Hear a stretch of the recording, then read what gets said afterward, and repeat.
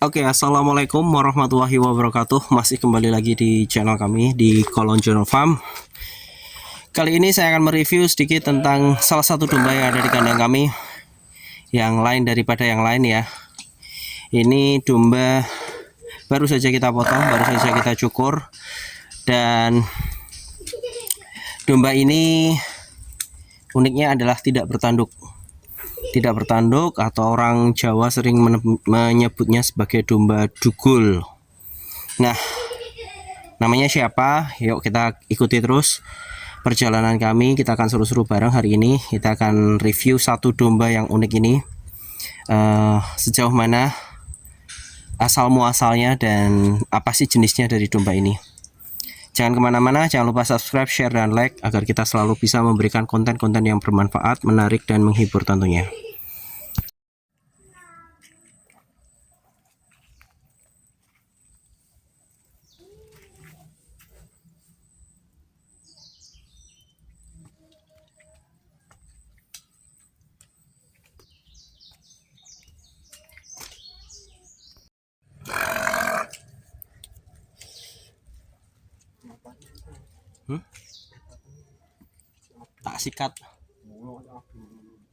Tak sikat mau oleh abang.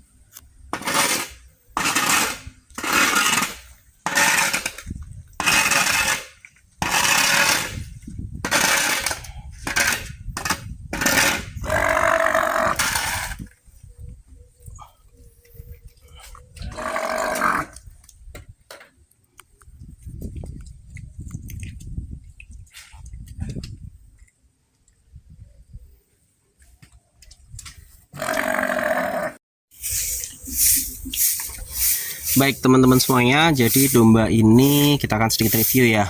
Ini saya beri nama Debio. Namanya adalah Debio. Filosofinya ya ada salah satu teman saya ya, namanya Debio. Gak apa-apa sih, nggak ada inspirasinya apa-apa, ini namanya Debio aja. Baik, terus kemudian Mas Debio atau domba ini sebenarnya domba apa sih? Orang pasti bertanya-tanya.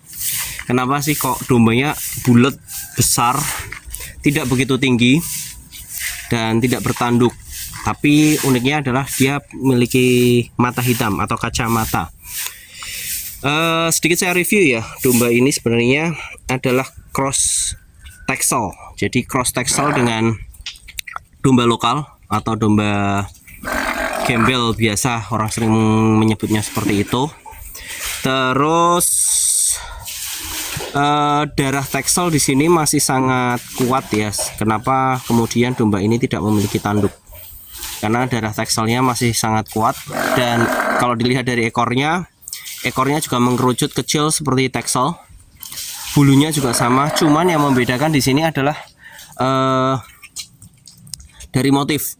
Kalau Texel rata-rata tidak memiliki kacamata atau bermata hitam, tapi rata-rata Texel kalau nggak putih ya biasanya kecoklatan ya. Tetapi di sini ada Texel yang kacamata. Nah, ini menandakan bahwa dia sudah merupakan cross atau persilangan antara domba Texel dengan domba lokal. Sorry, gambar saya agak goyang karena kini hanya memakai tangan, nggak pakai alat. Terus posturnya juga kakinya cukup tebal, besar, tulangannya bagus. Cuman memang di sini ada apa ya, kakinya yang belakang agak sedikit jalmo, cuman nggak apa-apa lah karena ini untuk pejantan. Seperti itu. Baik, kemudian sisi yang kedua, domba ini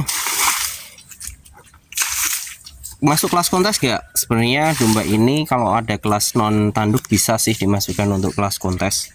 Cuman sebenarnya ini bahan ya, bahan ketika kita mencetak seperti Mas Arjuna, ketika kita mau mencetak seperti domba-domba lokal yang lain yang kriterianya sudah masuk kriteria kontes, kalau misalnya kita memang ada kendala di budget atau kita punya kendala di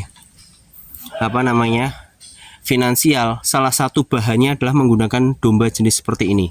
Jadi domba ini sering disebut sebagai domba separuh jadi, seperti itu teman-teman. Jadi ini nanti kita coba crosskan lagi dengan domba lokal yang bagus. Semoga harapan saya nanti bisa keluar tanduknya dan keluar surainya atau simbarnya. Jadi nanti bisa ada genetik lokalnya sudah kuat lagi. Karena ini genetik tekselnya masih bagus, masih kuat. Tapi di situ lehernya udah tebel, simbarnya sudah mulai keluar. Hanya memang belum sempurna dan tanduknya juga belum keluar. Salah satu caranya adalah dengan mengkawin silangkan domba-domba seperti ini dengan domba lokal seperti itu. Jadi sedikit info juga, ini memang domba cross Texel, tapi cukup ganteng sih kalau menurut saya, karena saya suka dengan domba-domba berkacamata atau permata hitam seperti itu. Badannya juga cukup bagus, cukup lebar, cukup besar ya. Di sini coba kita lihat. Oke, ini kepalanya juga gede banget. Kepalanya gede banget. Jadi ini bukan domba yang kecil, tapi ini domba yang gede. Nah, kita lihat ya badannya. Oke. Kenapa ini merah-merah ya? Karena tadi habis saya cukur kemudian saya sikat. Saya mandikan, saya sikat, jadi agak merah-merah, nggak apa-apa. Nanti juga akan sembuh sendiri. Seperti itu. Kita akan pindah nanti ya dari sini. Oke, kita pindah ya, kita pindah cencangan di sini. Oke, yuk kita review lagi. Berapa sih perkiraan bobot dari Mas Debio ini atau cross Texel ini? Perkiraan bobotnya itu antara sekitar 80 kilo lah. Mungkin 80, kalau 70-nya lebih, kalau 80 kurangnya dikit. Jadi segitu. Kurang lebihnya segitu. Kenapa? Karena ini darah Texelnya masih kuat, masih bagus banget. Jadi kalau dilihat dari posturnya, lihat panjang banget posturnya. Orang sering mengira ini F1 Dorper, bukan. Ini bukan F1 Dorper. Jadi ini murni antara Texel dengan lokal. Oke. Ini bukan F1 Dorper, tetapi memang untuk posturnya kita tidak kalah ya dengan domba impor, karena goals kami adalah memang bagaimana menciptakan domba-domba lokal dengan kualitas impor seperti itu. Ini masih poel 2 pasang, jadi ini masih sangat amat muda, masih bisa kita kembangkan, masih bisa kita lebarkan lagi badannya. Tinggal ya kita lihat, semoga kita diberikan kesehatan teruslah, berikan kesehatan, diberikan nikmat lah pokoknya, tidak sakit, agar Mas Debio ini juga bisa berkembang dengan baik.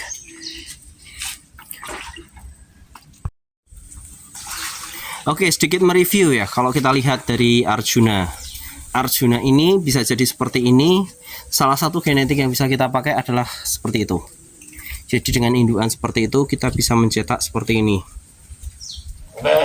Ini adalah produk jadinya. Itu adalah produk bahannya kalau saya bilang. Saya dapat dari mana sih Mas ini? Ini saya dapat dari Wonosobo. Tepatnya di wilayah Tretep, Wonosobo, Jawa Tengah. Ini kemarin sebenarnya turahan ya, bahasa kami turahan Idul Adha tahun kemarin. Tapi ternyata kok masih potensi dan masih luar biasa banget perkembangannya dan makannya. Jangan ditanya. Ini seperti keranjang sampah ya makannya. Makanya ini kita simpan, kemudian harapan kami ya syukur-syukur bisa kita jadikan pejantan yang baik lah gitu. Masih poel 2 pasang, masih poel 2 pasang domba ini. Oke, itu indukan-indukannya.